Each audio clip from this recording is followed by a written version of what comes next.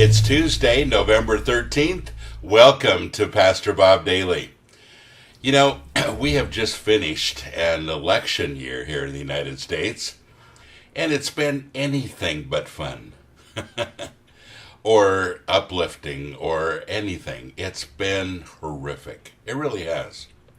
It's been a lot of arguing. It's been a lot of frustration. It's been a lot of anger. And it's been a lot of lies and false promises. And you know what? At the final outcome, nobody's happy, really. Because the process is so bad. And we keep thinking that our security is in who we elect for a president and who we have running our land and all of those things. And you know, none of that is true. Now, I realize that I'm stepping on thin ice here today, but I want to encourage you with some things.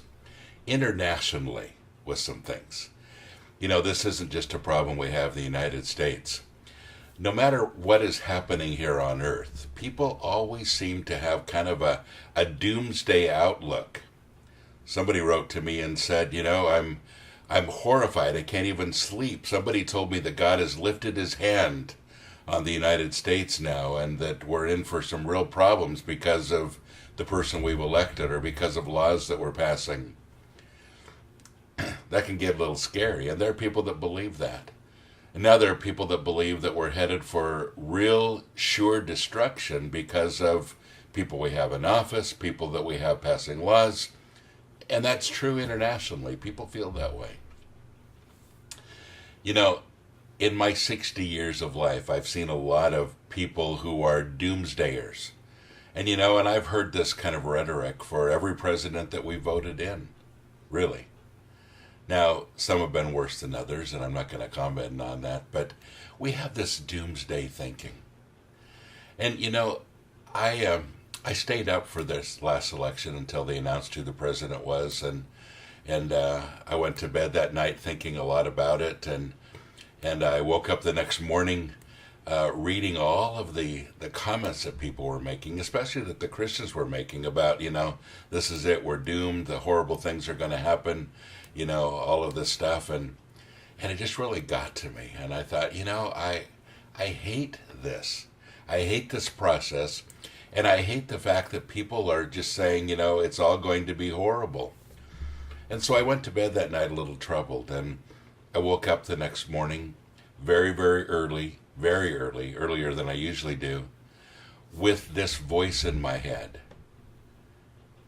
God saying, I am large and in charge. And I thought, yes, that's exactly right.